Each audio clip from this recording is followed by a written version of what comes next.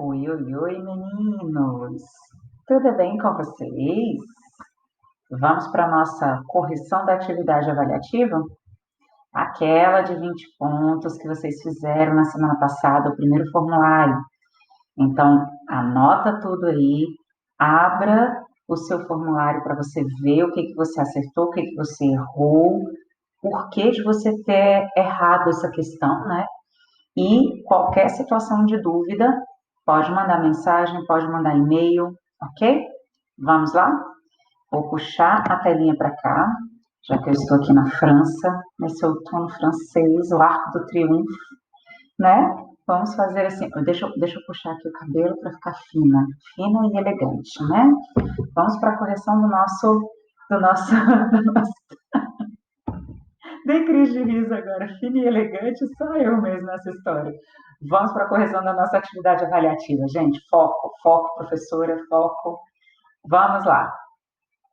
Galerinha, essa atividade está valendo 20 pontinhos aí no nosso terceiro período. Então, ir trazendo, sem sombra de dúvidas, conteúdos que vocês já viram lá do nono ano, mas que nesse momento se faz extremamente necessário que a gente retome, porque são termos assim, essenciais e integrantes da formação sintática, né, de um enunciado sintático. Então, a gente vai fazer essa correção aqui com tranquilidade, para que vocês não tenham dúvidas quanto à correção da atividade de vocês, ok? A gente tinha aqui um textinho, puxa para cá, textinho pequeno. Eita, puxa para onde, Vânia? Vânia, não dá, né, Vânia? A gente tinha aqui um textinho retirado, em especial, do fragmento 5 Minutos, uma obra do José de Alencar. Vocês vão encontrar esse escritor com um pouquinho mais de ênfase lá na segunda série, porque ele é um escritor do romantismo brasileiro, então um escritor do século XIX. E aí nós pegamos um fragmento desse romance dele e fomos trabalhar a parte gramatical, a parte sintática aí, ok? Colocamos aí na primeira questão o seguinte: releia o primeiro período do texto e assinale a alternativa correta, valendo 2 pontinhos. Há 2 verbos significativos no período. O pronome "ie" classifica-se sintaticamente como objeto indireto. O verbo contar classifica-se como verbo transitivo direto. O período é formado por predicado verbal e predicado verbo nominal, respectivamente. Vamos lá, galerinha. O período que está sendo colocado aí, gente, é esse que nós colocamos aqui embaixo. É uma história curiosa, aqui lhe vou contar, minha prima.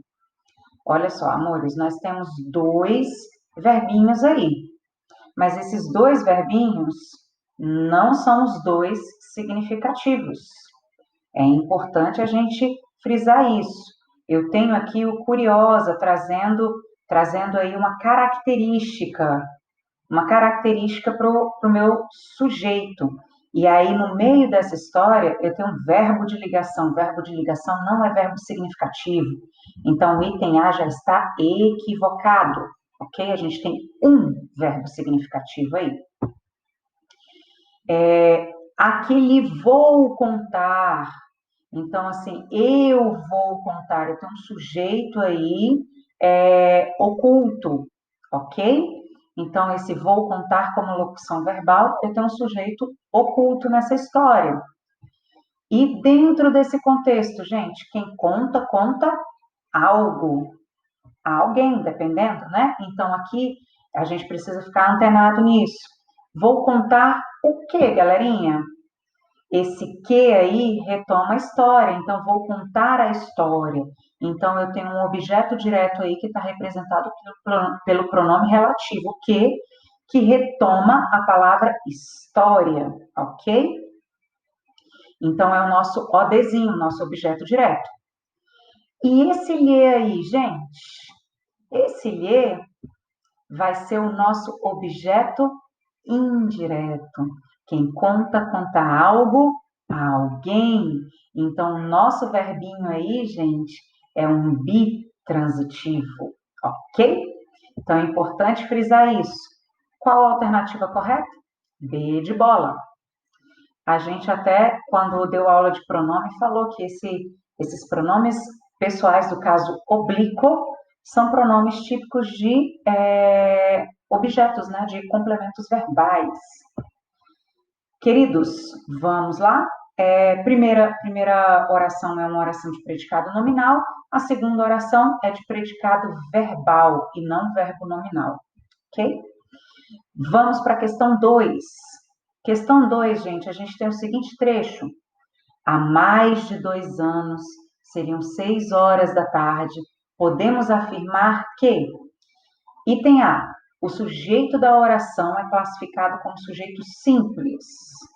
Item B. Essa oraçãozinha aqui, ó. Há mais de 2 anos, seriam 6 horas da tarde, dirigi-me ao Rócio para tomar o ônibus de Andaraí. Item B. Apenas a primeira oração é oração sem sujeito. As duas orações não apresentam sujeito, pois são orações construídas com verbos impessoais. Lembrando que verbo impessoal, gente, fica na terceira pessoa do singular. O verbo da primeira oração foi conjugado no plural para concordar com o sujeito mais de 2 anos. Será? Vamos relembrar aqui quais são os casos de oração sem sujeito. Verbo haver, no sentido de existir. Verbos que trazem fenômenos da natureza. Então, haver, fazer, ir, tá? E verbos que, perdão, gente, ó, deu uma bugada aqui, pensei uma coisa e falei outra. Verbo haver no sentido de existir, verbos de fenômenos da natureza, trovejar, relampejar e tudo mais, e verbos que designam tempo decorrido, haver, fazer, ir, ok? Pensei uma coisa e estava falando outra, gente. Gente, assim, olha, é a idade, são os cabelinhos brancos aqui, então vamos com calma, tá bom? Então, esses são os 3 casos de oração sem sujeito. E toda vez que eu tiver oração sem sujeito, o meu verbo fica impessoal. Ele é conjugado na terceira pessoa do singular, somente. Ok? Então, vamos lá. Há mais de 2 anos. Gente, ó, verbo haver no sentido de tempo decorrido. É oração sem sujeito. Seriam 6 horas da tarde. Será que isso é uma oração sem sujeito, gente? Será que está conjugado direitinho isso daqui? Está indicando tempo decorrido. Será? Então, eu tenho 2 orações sem sujeito aí, gente. Se são orações sem sujeito, essas 2 orações precisam, sem sombra de dúvidas, ficar no singular. Aqui é uma falha, ó. Seria 6 horas da tarde. Então, aqui, o item correto é as 2 orações não apresentam sujeito, então são orações sem sujeito, pois são construídas com verbos impessoais. E aí, dica de ouro, aqui está equivocado. Não pode estar aqui no plural, deveria estar no singular, ok? Vamos lá? Sobre os aspectos semânticos e linguísticos do texto, julgue os itens. Então, nós temos 5 itens aí para vocês julgarem, cada item valendo um pontinho, tá? A oração anoiteceu apresenta sujeito indeterminado, uma vez que não é possível determinar o agente da ação verbal. Amores, anoiteceu é uma marcação de quê? De fenômeno da natureza. Então, a gente não tem um sujeito indeterminado aí, a gente tem oração sem sujeito. O personagem qualifica a pontualidade, ao mesmo tempo, com uma virtude e um mau costume, como uma virtude e um mau costume.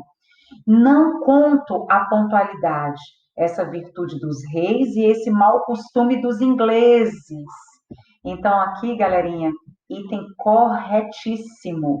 Ele coloca que, do ponto de vista dos reis, é uma virtude, mas do ponto de vista do costume dos ingleses, das pessoas comuns, um mau costume, né? Um mau costume dos ingleses, assim. Quem é rei, beleza. Quem é plebeu, isso daí é falta de educação. Será? Eu fico com os ingleses, bonitinho, que a pontualidade é uma coisa boa, tá? Pessoalmente. Em o céu estava calmo, tem-se verbo de ligação.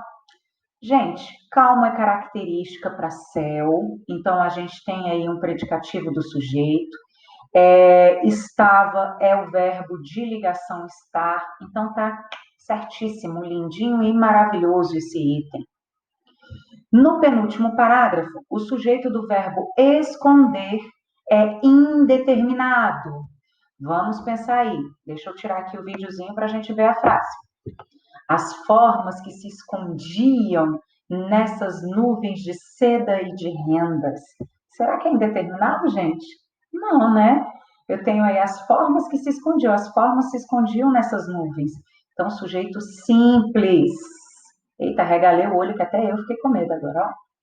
E item o último período do texto é formado apenas por um predicado nominal. Vamos dar uma olhadinha nesse último período. Era impossível. Gente, predicado nominal aí, bem claro, bem bonitinho. Impossível é uma característica para o sujeito. Item correto, bonitinho e maravilhoso. Vamos lá. Próxima questão, nós temos aqui. No período, sabe que eu sou um homem, o menos pontual que há neste mundo. Os sujeitos são classificados respectivamente como? Vamos pensar quais são aí os verbinhos. Sabe, sou e há, ok? Então, 3 verbinhos, 3 orações aí, período composto. Então, eu tenho aí dentro desse contexto que tipos de sujeito? Lá no sabe, galerinha, esse sabe aí está subentendido. Então, a gente precisa pensar nesse sujeito aí como um sujeito desinencial. Você sabe. Terceira pessoa do singular, você sabe. Então, sujeito desinencial. Sou o homem. Gente, quem é esse homem? Eu. Então, outro sujeitinho aí desinencial. E aí a gente já mata a charada, né, gente? E o há neste mundo, existe nesse mundo, é o verbo haver no sentido de existir. Então, eu tenho oração sem sujeito ou sujeito inexistente. Item a ser marcado, item D de dado. Ok? Vamos lá. Texto 2, nós temos uma tirinha. O amor nos torna belos, o amor nos torna idiotas.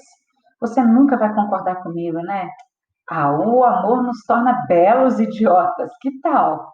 Então, assim, a pessoa ainda foi esperta, porque tem um duplo sentido, assim, belos idiotas no sentido de muito idiotas e não de beleza, como o primeiro colocou. Vamos ter a malícia da coisa aí. Espertinho, sabe trabalhar com discurso, discurso é poder, né? Amores, vamos lá. A respeito do texto 2, assinale a alternativa correta. Todos os quadrinhos. Gente, essa questão nós marcamos 2 alternativas como corretas, porque a gente não colocou como caixinha de texto. Então, quem assinalou aí? Item. Vamos lá, que eu quero só que mostre. Olha, mostra, filho, mostra, filho. A gente fez a animação uma por uma, e aí titia já está assim, ansiosa. Nessa questão, a gente deu como itens corretos, gente, o item A e depois o item C. Então, quem marcou item A e item C está com o gabarito corretíssimo, tá bom? Nós marcamos as duas porque foi falha nossa. Era para a gente ter colocado caixa de seleção e a gente colocou como múltipla escolha. Então, quem marcou item A, quem marcou item C, ganhou os 2 pontinhos. Ok? Então, por isso que nós fizemos isso. Item C aqui a gente tem a transitividade, concordar comigo, esse comigo aí, esse é uma contração do com mim, então virou comigo, que está lá nos nossos pronomes pessoais do caso oblíquo. E no item A são todos verbos significativos, ok? Vamos lá, amores. Belos idiotas tem um sentido diferenciado, tá, gente? Então, esse belos idiotas aí potencializando potencializando a expressão idiotas, que foi o que eu coloquei para vocês já na interpretação do textinho.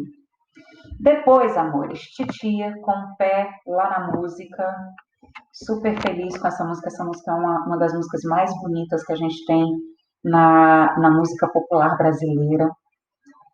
Foi composta pelo mestre Cartola, um grande sambista, faleceu já tem muito tempo.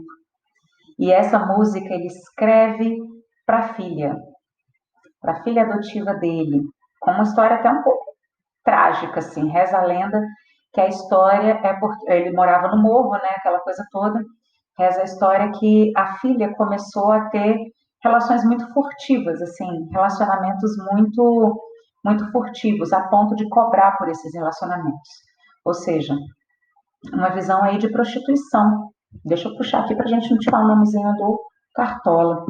E aí ele, na chateação da coisa, no momento da dor, em vez de agir de formas tão comuns que a gente vê por aí, brigar, gritar, alguns pais, principalmente na década dele, alguns pais iam olhar isso até como uma forma de agressão física, ele fez uma música. Ele eternizou esse momento de dor em música. Deixa eu ver aqui se toca bonitinho para vocês. Colocar num volume mais alto. Opa, fiz errado, não era isso que eu queria.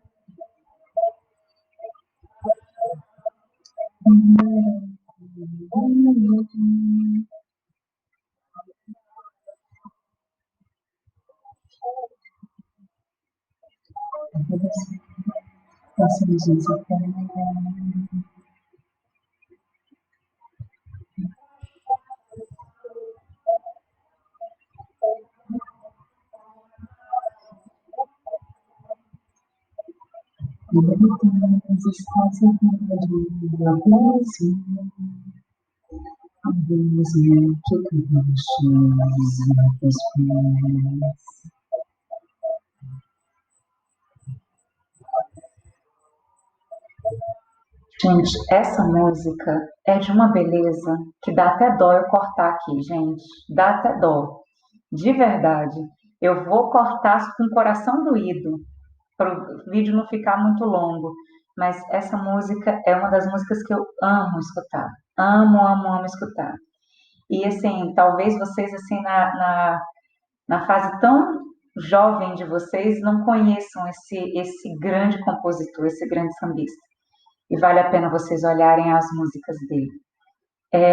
É de uma beleza, de uma poética, de uma musicalidade que é de, assim, deixar o coração da gente embevecido, sabe? Eu acho que essa é a palavra, assim. Eu fico alumbrada quando eu escuto o Cartola cantar, de verdade.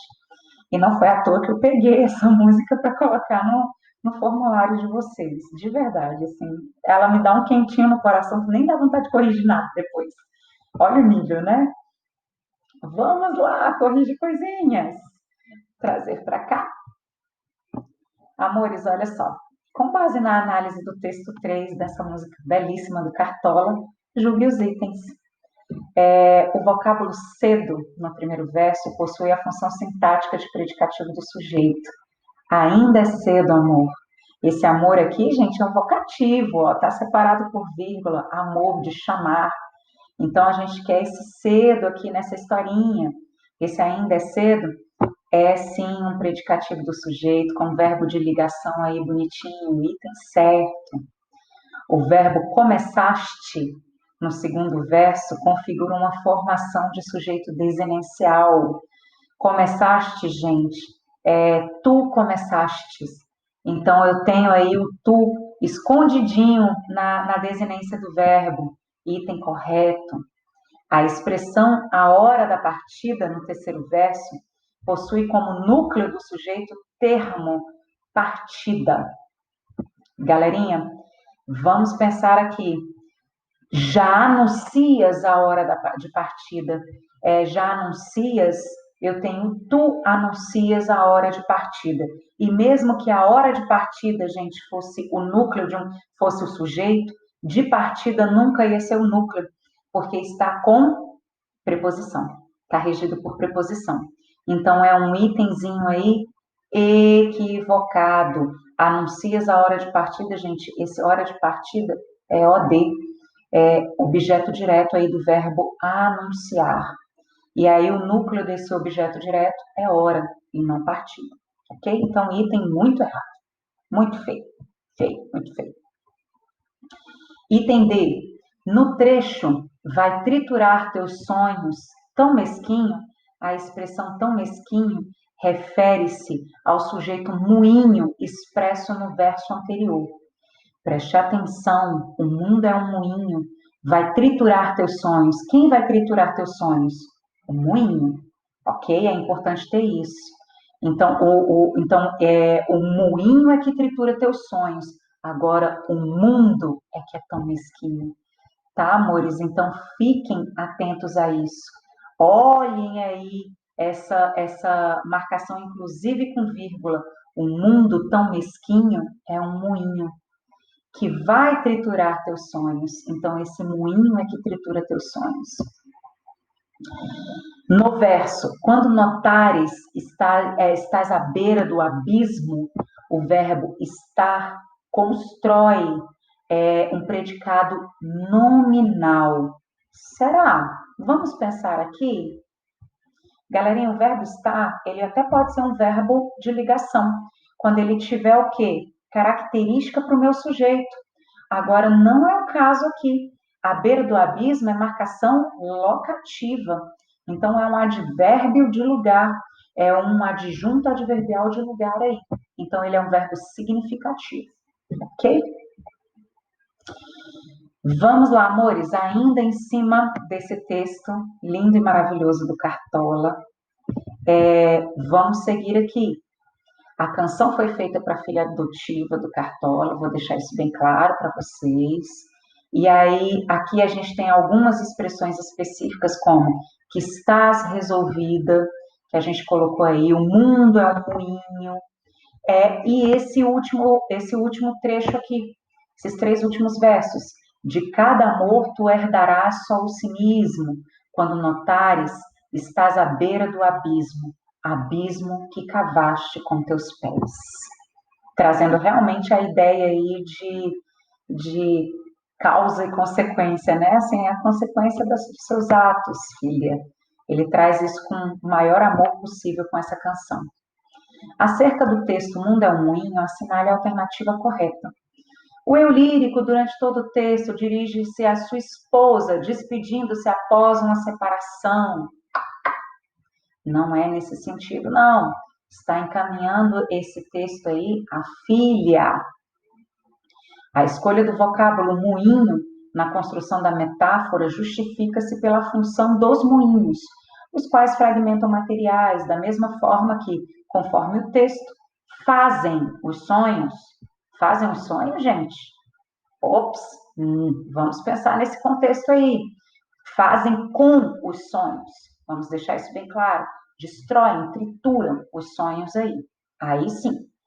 Agora, fazem os sonhos, não. Ok? E teve gente que marcou essa alternativa e eu acho que passou batido numa leitura assim, exatamente como eu coloquei, tentei colocar agora, não sei se consegui, né? O eu lírico não se sente confiante com a partida da pessoa com quem fala, dado que esta não sabe qual rumo tomar.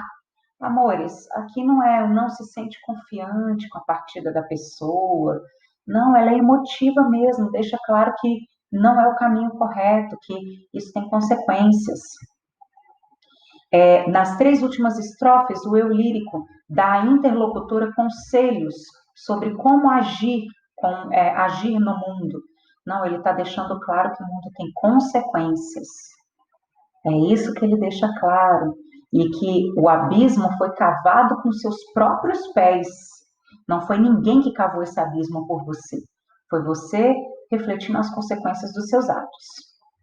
Devido ao fato de não saber qual rumo tomar, o eu lírico do texto tenta fazê-la desistir de partir, persuadindo com o uso de expressões como amor e querida.